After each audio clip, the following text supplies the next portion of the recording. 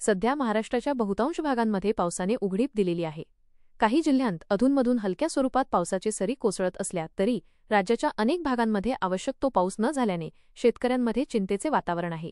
कोकण किनारपट्टी, घाटमाथा परिसर आणि काही मराठवाडा भागांमध्ये तुरळक स्वरूपात पावसाचा जोर कायम आहे, तर धुळे आणि नाशिक जिल्ह्यांमध्ये विजांच्या कडकडाटासह पावसाची शक्यता हवामान विभागाने वर्तवली आहे।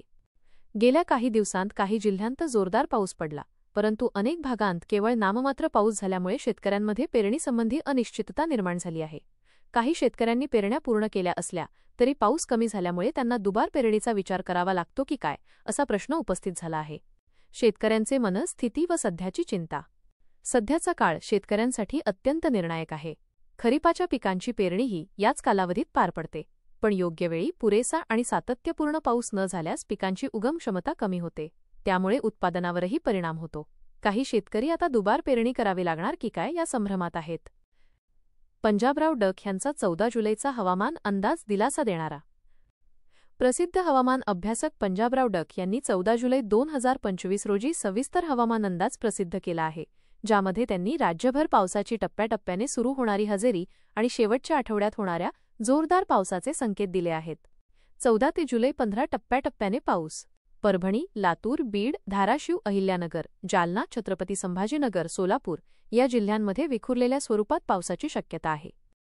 पाऊस काही भागांतच होणार असून तो संपूर्ण राज्यभर सर्वदूर स्वरूपात नसेल। मात्र हा पाऊस खरीपाच्या पिकांसाठी जीवदान ठरणारा आहे। जोरदार पावसाची प्रतीक्षा अजूनही अपूर्ण।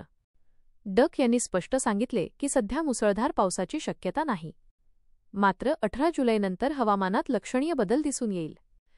18 जुलैनंतर हवामानात मोठा बदल। 18 जुलैनंतर तामिळनाडू, आंध्र प्रदेश आणि तेलंगणामध्ये चांगला पाऊस होणार आहे। याचा सकारात्मक परिणाम मराठवाडा व सीमेलगत असलेल्या जिल्ह्यांवर होणार आहे। यामध्ये नांदेड, लातूर, अक्कलकोट, बिलोली, नायगाव, धर्माबाद, उदगीर या भागात चांगला पाऊस होण्याची शक्यता आहे। 22 ते जुलै 29 अखेर शेतकऱ्यांची प्रतीक्षा संपणार। 22 जुलैनंतर राज्यभरात वातावरण अधिकच पावसाला पोषक बनणार आहे। 27, 28 आणि जुलै 29 या 3 दिवसांत राज्यात सर्वदूर मुसळधार स्वरूपाचा पाऊस पडेल। नदी, ओढे, नाल्यांमध्ये भरपूर पाणी येईल आणि जलस्तर वाढेल।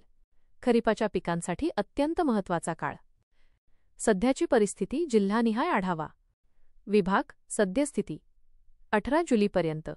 22 जुलैनंतर मराठवाडा, तुरळक पाऊस, चांगल्या पावसाची शक्यता।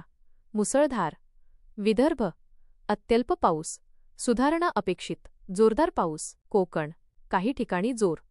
सुधारणा, संपूर्ण परिसरात पाऊस। खानदेश, विजांसह सरी, काही प्रमाणात सुधारणा। जोरदार पाऊस, पश्चिम महाराष्ट्र। उघडीप, विखुरलेला पाऊस, चांगली हजेरी। थोडक्यात निष्कर्ष: 14 ते जुलै 15 विखुरलेला व तुरळक पाऊस। 18 जुलैपासून वजा काही जिल्ह्यांत हवामानात बदल। 22 जुलैनंतर वजा वातावरण पूर्णपणे पावसासाठी अनुकूल। 27 ते जुलै 29 राज्यभर मुसळधार पावसाची हजेरी। शेतकऱ्यांना संदेश: सध्याच्या काळात संयम ठेवावा, आघाडीच्या हवामान अंदाजावर लक्ष ठेवावे।